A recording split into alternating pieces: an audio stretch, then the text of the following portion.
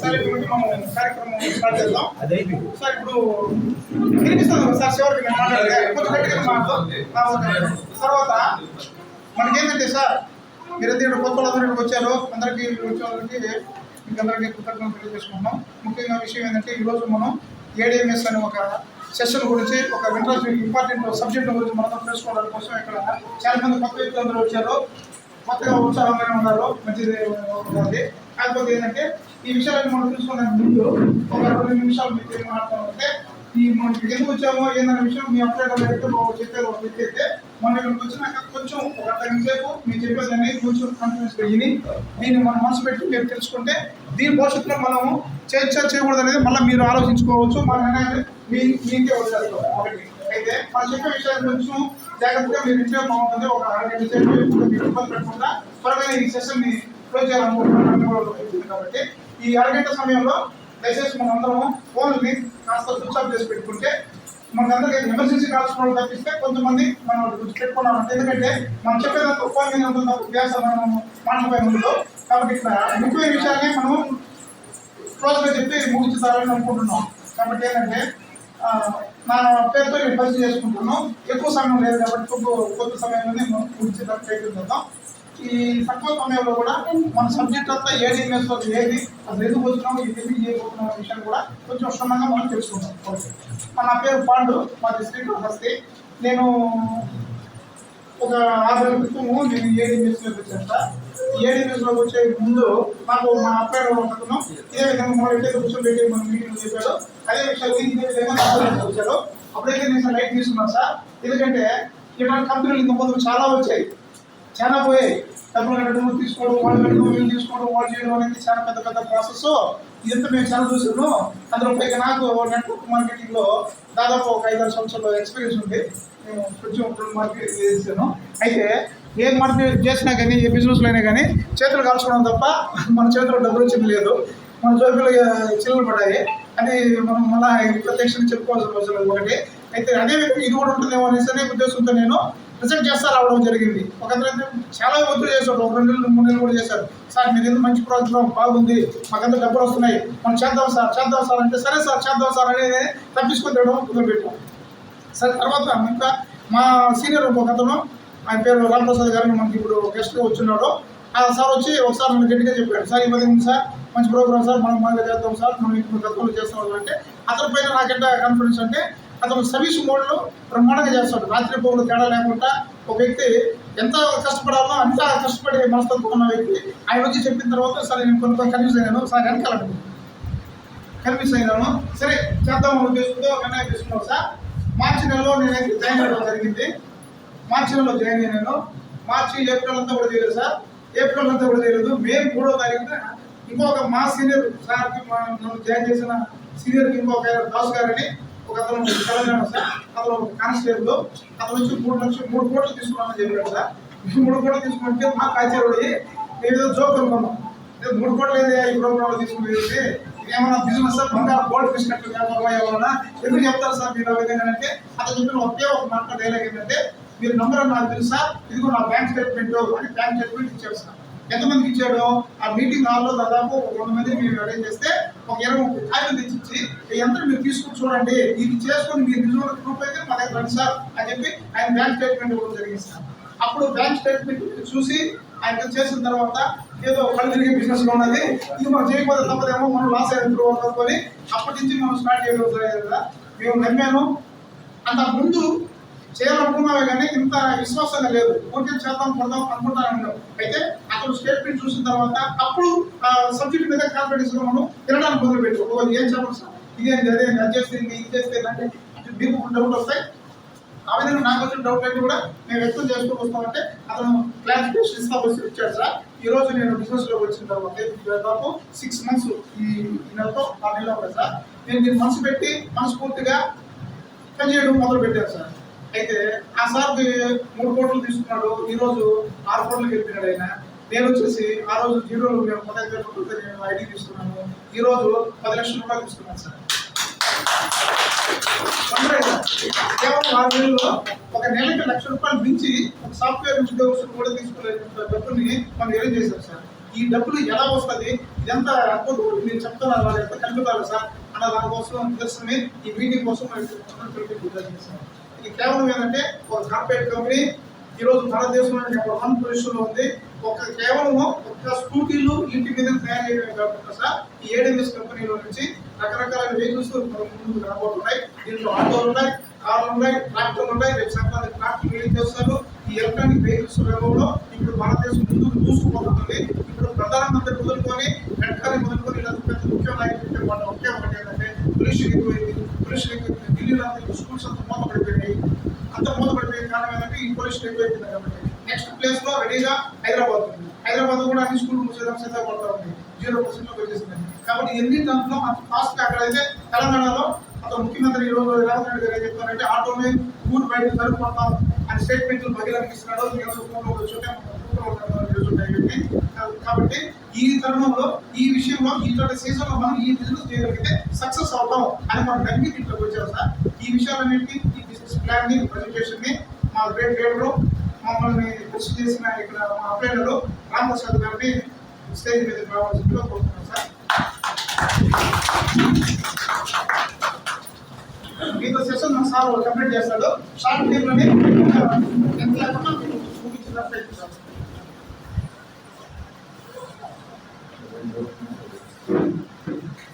Good afternoon sir. Good afternoon.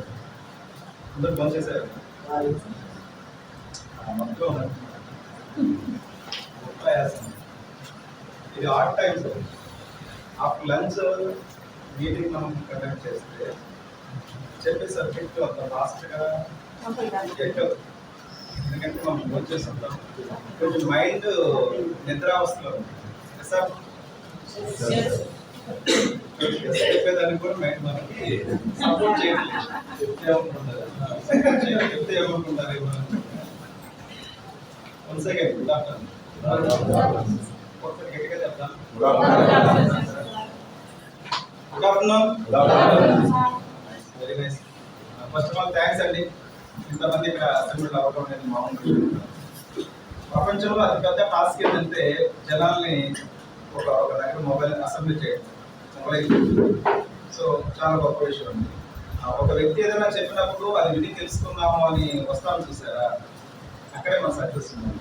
So మీరందరూ కూడా already success people అండి, ఎందుకంటే మీరు ఇక్కడ ఉన్నారు. సో ఫస్ట్ టైం ఏడీఎంఎస్ అనే ఒక ప్లాట్ఫామ్ నుంచి ఒక బిజినెస్ ఆపర్చునిటీ గురించి తెలుసుకునేదానికి ఫస్ట్ టైం.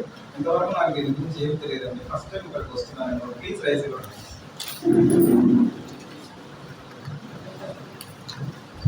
ఎప్పుడైనా ఏదైనా ఒక సక్సెస్ అవుతుందంటే కొత్త వాళ్ళతోనే సక్సెస్ అవుతుంది, అవునా కాదు? పాత వాళ్ళు ఏముంది, అదే పాత కంపెనీకి వచ్చిన దాన్ని నోట్ వేసిన వాళ్ళని నూరుకుంటున్నారు. బట్ అలా కాదు కదా, కొత్త వాళ్ళు వచ్చినప్పుడు అసలు ఏంటి అనేది తెలుస్తుంది. ఫస్ట్ ఆఫ్ ఆల్ కొత్త వాళ్ళు వచ్చారు, వాళ్ళని ఇన్వైట్ చేద్దామా, వెల్కమ్ చేద్దామా వాళ్ళకి? ప్లీజ్ వాళ్ళకి ఒకసారి గట్టిగా క్లాప్ చేద్దామండి. కొత్త వాళ్ళకి వెల్కమ్ అండి.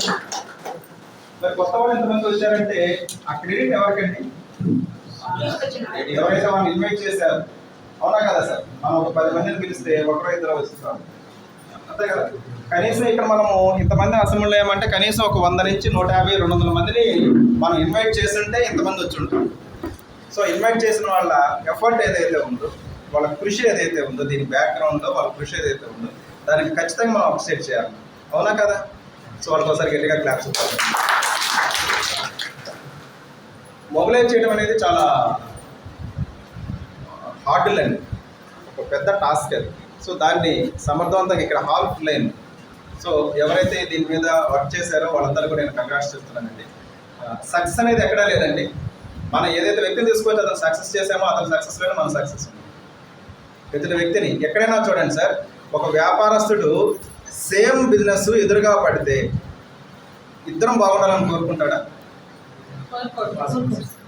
అవునా కదా మేడం? అప్పటి వరకు అతను ఏం కోరుకుంటాడంటే దేవుడికి టెంకాయ కొట్టి మార్నింగ్ నా వ్యాపారం బాగుండాలి అని కోరుకుంటాడు. ఎప్పుడైతే కాంపిటీషన్ ఎదురుగా వచ్చి ఇంకొక షాప్ పడిందో అక్కడి నుంచి అతని వెర్షన్ మారిపోతుంది. నాకు జరగకపోయినా పర్లేదు, వీడికి మాత్రం జరగకూడదు. వెర్షన్ మారిందా లేదా? దేవుడిని కోరుకునే విధానం మారిందా లేదా? కానీ ఎక్కడైనా చూడండి సార్, ఒక నెట్వర్క్ మార్కెటింగ్లో మాత్రమే ఒక లీడరు తనతో వచ్చిన పర్సన్స్ ఎవరైతే ఉన్నారో వాళ్ళ బాగా కోరుకుంటారు, అవునా కదా? ఎందుకని? ఇక్కడ మన స్వార్థం కూడా ఉంది. వాడు బాగుపడితే మనం బాగుపడతాం, ఇక్కడ అందరం బాగుపడతాం అన్నమాట. సో మేము విన్ అవ్వాలంటే మీరు విన్ అవ్వాలి. మరి మేము విన్ అవ్వాలంటే మీరు మిమ్మల్ని విన్ చేయాల్సిన బాధ్యత ఎవరిది? మేము ఎక్కడ వర్క్ చేస్తాము? మీ విజయం కోసమే వర్క్ చేస్తాం. ఎస్ఆర్ను. సో ఇది ఎక్కడా లేదండి, ఒక నెట్వర్క్ మార్కెటింగ్లో మాత్రమే ఉంది. సో ఒక గొప్ప ప్లాట్ఫామ్లో ఉన్నాము. నెట్వర్క్ మార్కెటింగ్ అనే ఒక గొప్ప ప్లాట్ఫామ్లో ఉన్నాం. Thank you. First of all నా పేరు రామప్రసాద్ అండి. నేను నెల్లూరు నుంచి వచ్చాను. 2004 నుంచి, ఎప్పటి నుంచి? 2004 నుంచి ఈ నెట్వర్క్ మార్కెటింగ్లో కొంచెం ఎక్స్పీరియన్స్తో ఉన్న పర్సన్ని. అనుభవం వచ్చింది, ఆదాయం రాలేదు. ఆదాయం మాత్రం ఇక్కడే తీసుకుంటున్నాను. మంచి ఆదాయంలోకి ఆల్రెడీ స్టార్ట్ అయింది. మన టీంను కూడా ఆదాయంలోకి తీసుకెళ్లేదానికి నా ఎఫర్ట్, నా వంతు కృషి అనే దానికోసంగా నేను ఇక్కడికి వచ్చాను. సో ఫస్ట్ నన్ను ఇక్కడికి ఇన్వైట్ చేసిన దానికి మీ అందరూ కూడా నేను మనస్ఫూర్తిగా ధన్యవాదాలు తెలుపుతున్నాను. Business, job versus business. Job చేస్తే ఏమొస్తుందండి? జీతం వస్తుంది. టు బీ ఫ్రాంక్లీ, జీవితం వస్తుందా? జీతం వస్తుంది, జీవితం అయితే రాదు. ఎసాను కొంచెం నేను ఏదైనా అడిగినప్పుడు కొంచెం పెద్దగా చెప్తే నా నుంచి కొంచెం సబ్జెక్ట్ అనేది దొరకకుండా బయటకు వస్తుంది ఆటోమేటిక్గా. మీరు స్తబ్దుగా ఉన్నారంటే నేను కూడా నాకు తెలియకుండా ఆటోమేటిక్గా నా బ్రెయిన్ ఏముంటుందంటే తగ్గిపోతూ వస్తుంది. Please respond, please. ఓకే, ఎసాను. సో జాబ్ చేస్తే జీతం వస్తుంది, జీవితం రాదు. జీతంతో బ్రతకగలం, జీవించలేము. జీవించాలంటే ప్రతి వ్యక్తికి కూడా చాలా కోరికలు ఉంటాయి సార్, అవునా కదండి? లైఫ్లో చాలా బాగుండాలి, అందరూ బాగుండాలి, అందులో మనం ఉండాలి. చాలా కోరికలు ఉంటాయి. అవన్నీ తీరాలంటే మనం చేసే ప్రజెంట్ వర్క్లో మనం సంపాదించే ఏదైతే ఇన్కమ్ ఎర్నింగ్ ఉందో ఆ ఇన్కమ్తో మనం సంతృప్తిగా ఉన్నామా? ఉంటే ఇక్కడికి ఎందుకు వస్తాం సార్? Yes sir. సో ఇక్కడ ఏదో ఉంది తెలుసుకుందామనే మనం వచ్చాం, రైట్? మీరు ఏదైతే ఎక్స్పెక్టేషన్తో వచ్చారో దానికి 10 రెట్లు ఇక్కడ మనం తెలుసుకోబోతున్నాం. 10 రెట్లు ఆదాయం ఉన్న విషయాన్ని మనం తెలుసుకోబోతున్నాం. సో ఇక్కడ మనం కాన్సన్ట్రేషన్ ఈ ఒక 1 అవర్ ఉంటుంది సార్, మ్యాక్సిమం 1 అవర్ ఉంటుంది. ఈ 1 అవర్ మనం ఎంతైతే కాన్సన్ట్రేషన్ చేస్తామో డిస్టర్బెన్స్ లేకుండా మనం ఖచ్చితంగా మంచి సబ్జెక్ట్ తీసుకుంటాము. ఆ సబ్జెక్ట్ మనకు రేపు ఫీల్డ్లో మనకు ఉపయోగపడుతుంది, మంచి బిజినెస్ వస్తుంది, తద్వారా మంచి ఇన్కమ్ మనం ఎర్న్ చేసేదానికి అవకాశం. సో ఇక్కడ మనం ఎంతైతే మనం ఎఫర్ట్ పెడతామో, అంటే ప్లెజెంట్గా మనం ఎఫర్ట్ పెట్టాలంటే మనకి డిస్టర్బ్ చేసే మన శరీరంలో ఒక భాగం అనొచ్చు. ఇప్పుడు దాన్ని ఇక్కడ ముందు మనం ఒక వస్తువు అన్నాము, ఇప్పుడు అది వస్తువు కాదండి, అది మన శరీరంలో ఒక భాగం అయిపోయింది. అది లేకుండా మనం ఏమి చేయలేకున్నాం. సో దాన్ని స్విచ్ ఆఫ్ చేయండి అనేంత ధైర్యం అయితే నాకు లేదు, కానీ దయచేసి సైలెంట్ మోడ్లో అయినా పెట్టండి. Thank you. సో సబ్జెక్ట్లోకి వస్తే బిజినెస్లో మనం ఇప్పుడే అనుకున్నాం సార్, జాబ్లో బ్రతకగలం అనేసి. బిజినెస్లోనే మంచి ఇన్కమ్ తీసుకుంటాం. బిజినెస్లో వచ్చేదాన్ని ఆదాయం అంటారు, జాబ్లో వచ్చేదాన్ని జీతం అంటారు, అవునా కదండి? జీతానికి లిమిట్ ఉంటుంది, మరి ఆదాయానికి లిమిట్లెస్. సో ఎప్పుడైనా మీరు చూడండి, ఈ భూప్రపంచం మీద అత్యంత ధనవంతులైన వాళ్ళు బిజినెస్ ద్వారా మాత్రమే అత్యంత ధనవంతులైనారు, కానీ జాబ్లో మాత్రం ఎవరో ధనవంతులు కాలేదు. జాబ్ చేస్తూ బెంచ్ కారు కొనుక్కున్న వ్యక్తిని ఒక్కరిని చూపించండి, రాదు. It's not possible sir. అది వేరే విషయం సార్, ఎవరన్నారు కరప్ట్ చేస్తే అది వేరే విషయం సార్. లాజిక్ మిస్ అవుతుంది. కరప్ట్ చేస్తే ఏమవుతుంది? పనిష్మెంట్ ఉంటుంది, చట్టం తన పని చేసుకుంటూ పోతుంది, రైట్? సో నేను చెప్పేది ఓన్లీ జీవితం మీద ఆధారపడిన ఒక నిజాయితీ పర్సన్ అనుకున్నాను. ఇక్కడ మనం ఆ జాబ్ చేస్తున్న వ్యక్తి కూడా పార్ట్ టైంగా అతని టైంని ఏదైతే వేస్ట్ టైం ఉందో, మనం సోషల్ మీడియాలో ఖర్చు చేస్తున్న వేస్ట్ టైం ఏదైతే ఉందో, 1 గంట రోజు మీరు కానీ ఇక్కడ పెట్టగలిగితే మంచి ఇన్కమ్ తీసుకునే దానికి కూడా ఒక మంచి అవకాశం, రైట్? సో బిజినెస్లో కూడా కాంపిటీషన్ ఉంది, అవునా కదా? బిజినెస్లో కూడా కాంపిటీషన్. మీరు ఎప్పుడైనా గమనించండి సార్, ఒక ట్రెండ్ స్టార్ట్ అవుతున్నప్పుడు, అంటే టైం తక్కువ ఉందని మీరు పదే చెప్పారు కాబట్టి నేను డైరెక్ట్గా వెళ్తున్నాను సార్, సబ్జెక్ట్లోకి వెళ్తున్నాను. ఏదైనా ఒక ట్రెండ్ స్టార్ట్ అవుతున్నప్పుడు ఆ ట్రెండ్ను గుర్తించిన వాడు, అది తక్కువ మంది మాత్రమే గుర్తిస్తారండి, ఆ ట్రెండ్ను గుర్తించిన వాడు దానికి తదనుగుణంగా బిజినెస్ని స్టార్ట్ చేస్తారు. వాళ్ళ బిజినెస్ మంచి రేస్లోకి వెళ్తుంది, మంచి ఇన్కమ్లోకి వీళ్ళు వెళ్తారు. వీళ్ళు ఇన్కమ్లోకి వెళ్ళినప్పుడు వీళ్ళని కొంతమంది కాపీ చేస్తారు. ఏంది ఇతను అలాగనే ఉన్నాడు కదా, ఇతను మంచి ఇన్కమ్లోకి వెళ్ళాడే, జస్ట్ ఫ్యూ ఇయర్స్లోనే ఒక 4-5 yearsలో ఇంత ఇన్కమ్లోకి ఎలా వెళ్ళగలిగాడు అనేసి అతను ఏం బిజినెస్ చేస్తున్నాడు అనేది దాన్ని గుర్తిస్తారు. ఆ బిజినెస్ని వీళ్ళు కూడా స్టార్ట్ చేస్తారు. అవునా కదా సార్? స్టార్ట్ చేస్తారు, వీళ్ళు కూడా ఆదాయంలోకి వెళ్తారు. కొద్ది కాలానికి ఈ బిజినెస్ చేస్తే ఆదాయం వస్తుందనే విషయం అందరికీ తెలుస్తుంది. ఓపెన్ అప్ అంటారు సార్. అందరికీ తెలిసినప్పుడు ఎక్కువ మంది ఇన్వాల్వ్ అవుతారా లేదా? ఎక్కువ మంది ఇన్వాల్వ్ అయినప్పుడు ఏమవుతుంది సార్? బిజినెస్ ఏమవుతుంది? ఆటోమేటిక్ గా తగ్గుతుంది, ఇన్కమ్ కూడా ఆటోమేటిక్ గా తగ్గుతుంది. అయితే వీళ్ళు లాస్ట్ లో చేరిన వాళ్ళు జరిగిపోతుంది, బిజినెస్ లో కూడా వాళ్ళకి ఏ రోజుకి ఆ రోజు కావచ్చు, ఏ మంత్ ఆ మంత్ కావచ్చు జరిగిపోతుంది. కానీ ఫస్ట్ చేరిన వాళ్ళు, ఫస్ట్ స్టార్ట్ చేసిన వాళ్ళకి మాత్రం జరిగింది ఏమంటారంటే అద్భుతం అంటారు. అవునా కదా? వాళ్ళ లైఫ్ మారిపోయింది. వాళ్ళు సంపదను కూడా పెట్టారు. సంపదకి డబ్బుకి తేడా ఉందా లేదా? డబ్బు సంపాదించడం వేరే, సంపదను సృష్టించడం వేరే. సంపద అంటే తరతరాలు తిన్నా కూడా తరగని ఆస్తిని సంపద అంటాం. సో వాళ్ళకి దొరికింది సంపద, వీళ్ళకి దొరికింది. అర్థం చేసుకో. అంటే నేనేం చెప్తున్నాను అంటే స్టార్టింగ్లో ఏదైనా ఒక ట్రెండ్ మనం స్టార్ట్ అవుతున్నప్పుడు స్టార్టింగ్లోనే దాన్ని గుర్తించి ఆ బిజినెస్ని స్టార్ట్ చేసిన వాళ్ళు మంచి స్థాయికి వెళ్తారు. ఇది మెయిన్ పాయింట్. ఇది అర్థమైంది సార్? సో నేను చెప్పబోయే కూడా ఏంటి, మరి నేను చెప్పబోయే ట్రెండ్ బిజినెస్ దేనికి సంబంధించిందంటే ఎలక్ట్రిక్ వెహికల్కి సంబంధించిన business. Electric vehicles trend start అయితే లేదా? ఎలక్ట్రిక్ వెహికల్స్ మనం చూస్తున్నాం బజార్లో. మనం ఒక 2 minutesలో అలా అబ్జర్వ్ చేసాము అంటే ఒక 10-15 వెహికల్స్ వెళ్తున్నాయంటే 2 wheelers. వాటిలో ఒక 4-5 వెహికల్స్, ఇప్పుడు మనకు ఒక 2-3 వెహికల్స్ అయినా కూడా ఖచ్చితంగా మనకి ఎలక్ట్రిక్ వెహికల్స్ కనిపిస్తున్నాయి. రాబోయే రోజుల్లో వీటి సంఖ్య పెరుగుతుందా తగ్గుతుందా? ఎందుకని? ఎస్, నాట్ ఓన్లీ పొల్యూషన్, మన ఖర్చు కూడా తగ్గుతుంది. ఎందుకంటే ప్రతిరోజు రోజుకి మినిమం ఒక 100 రూపాయలు పెట్రోల్కి మినిమం ఖర్చు చేస్తున్నాం. నెలకు 3,000 ఖర్చు అవుతుంది, సంవత్సరానికి 36,000 ఖర్చు అవుతుంది. 10 సంవత్సరాలు వాడితే బండి ఇంకొక 4,000 ఏదైనా ఇంజిన్ ఆయిల్ మార్చడం వగేరా మెకానిక్ ఖర్చులు వేసుకున్నా కూడా 40,000 ఖర్చు అవుతుంది. సంవత్సరానికి 40,000. ఆ బండిని మనం 10 years వాడాము అంటే కేవలం మెయింటెనెన్స్ కోసంగానే 4 లక్షలు ఖర్చు పెడుతున్నాం. 4 లక్షలు ఖర్చు పెడుతున్నాం. ఎవరికి? రోజుకి కేవలం 100 రూపాయలు పెట్రోల్ పట్టిస్తున్న వ్యక్తికి మాత్రమే చెప్పాను క్యాల్కులేషన్. 200 పట్టిస్తే 8 లక్షలు, 300 పట్టిస్తే 12 లక్షలు క్యాల్కులేషన్ చేసి. సో నేనేం చెప్తున్నా అంటే అదే వ్యక్తి ఎలక్ట్రిక్ వెహికల్కి షిఫ్ట్ అయ్యాడు అనుకోండి, ఇక్కడ పెట్రోల్ ఖర్చు ఏమవుతుంది? జీరోనే పెట్రోల్ ఖర్చు. ఇక్కడ 1 డ్రాప్ కూడా మనం పెట్రోల్ ఇక్కడ పెట్టాల్సిన అవసరం లేదు. బట్ ఇక్కడ కూడా ఖర్చు ఉంటుంది. ఏం ఖర్చు అంటే మనం మొబైల్కి ఏ విధంగా మనం ఛార్జింగ్ చేస్తాము, ఛార్జింగ్ పెడతాము, అదే విధంగా ఈ ఎలక్ట్రిక్ వెహికల్ కూడా మనం ఛార్జింగ్ పెట్టుకుంటాం. ఒక 3 నుంచి 4 గంటలు మనం ఛార్జింగ్ చేస్తే చాలు, 3 to 4 hours చేస్తే చాలు.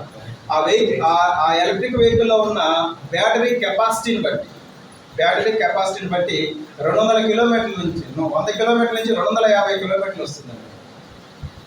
100 నుంచి 250 కిలోమీటర్లు మనం హ్యాపీగా ప్రయాణం చేయొచ్చు. రోజుకి 3 నుంచి 4 గంటలు ఛార్జింగ్ చేయడం వల్ల ఫుల్ ఛార్జ్ చేయడం. 250 కిలోమీటర్లు రోజంతా మనం వాడతామా సార్? అంటే మనకి ఇక్కడ ఒకసారి ఛార్జింగ్ పెడితే 2 రోజులు, 3 రోజులు, వారం రోజులు వాడుకుంటున్న వాళ్ళు కూడా ఉన్నారు కొద్ది దూరంలో. సో నేనేం చెప్తానంటే రోజు వాడుతున్నాడు ఆ వ్యక్తి అనుకుందాం, రోజుకి 3 గంటల సేపు ఛార్జింగ్ చేస్తున్నాడు అనుకుందాం. మరి ఈ 3 గంటల సేపు ఛార్జింగ్ చేస్తే అతనికి ఎంత కరెంట్ ఖర్చు అవుతుంది అంటే 2 యూనిట్ల కరెంట్ ఖర్చు అవుతుంది. 2 యూనిట్లు ఎంత అవుతుంది సార్? యూనిట్కి మనకు 3 రూపాయల కంటే ఎక్కువేం లేదు, 5 రూపాయలు వేసుకున్నా కూడా ఒక 10 రూపాయలు ఖర్చు అవుతుంది రోజుకి 10 రూపాయలు. నెలకి మేడం గారు చేయి తీసుకోండి, నెలకి మీకు మిమ్మల్ని నెలకి 300 చూడండి సార్. సంవత్సరానికి 3,600, 36,000 చెప్పారా? 3,600. ఇంకొక 400 ఎక్స్ట్రాగా మనం అనుకున్నాం కూడా. దీంట్లో ఈ వెహికల్ మెయింటెనెన్స్ పెద్దగా ఏముండదు, ఎందుకంటే స్పేర్ పార్ట్స్ చాలా తక్కువ ఉంటాయి సార్. అదే దీంట్లో ఆయిల్ ఇంజిన్ కూడా ఉండదు, ఆయిల్ ఇంజిన్ కూడా ఉండదు. ఎప్పుడైతే ఇంజిన్ ఉంటుందో స్పేర్ పార్ట్స్ ఎక్కువగా ఖర్చు అవుతుంటాయి. సో ఇక్కడ మనకి ఎటువంటి స్పేర్ పార్ట్స్ ఏవైనా ఉంటే ప్లగ్లు, నట్స్ ఇవే ఉంటాయి, ప్లగ్స్ ఉంటాయి, జస్ట్ వాటిని ఈజీగా ఫిక్స్ చేయొచ్చు. సో అటువంటి వెహికల్ని మనం ఇక్కడ ఒక వ్యాపార మార్గంలోకి తీసుకొచ్చారు ADMS వారు. సో చూడండి, మీరు గమనించండి, ఇటువంటి అవసరమైన వెహికల్ ఈరోజు 2-3 వెహికల్స్ కనిపిస్తున్నాయి బయట మార్కెట్లో. ఒక 4-5 సంవత్సరాలకి వాటి సంఖ్య ఇంకా పెరుగుతుందా లేదా? ఒక 10 సంవత్సరాలకి సార్, 10 సంవత్సరాలకి ఇప్పుడు ఏదైతే పెట్రోల్ వెహికల్ ఉందో ప్రతి ఇంట్లో 2-3 వెహికల్స్ పెట్రోల్ వెహికల్స్ ఉన్నాయో వాటి ప్లేస్ ని ఇది ఆక్యుపై చేస్తుంది. నమ్ముతారా? ఎప్పుడైతే రాబోయే ఫ్యూచర్ మనం గుర్తిస్తామో దానికి తదనుగుణంగా వర్క్ చేసుకుంటామో సక్సెస్ అక్కడే వచ్చేస్తుంది. ఎవరో ఆపలేరు మన సక్సెస్. గుర్తించండి, మీరు చూడండి, రాబోయే 10 సంవత్సరాల్లో ఆటోమేటిక్ గా ఈ పెట్రోల్ వెహికల్స్ అన్ని కూడా కనుమరుగైపోతాయి సార్. రండి. ఓకే ఏసీ ఉందా? అది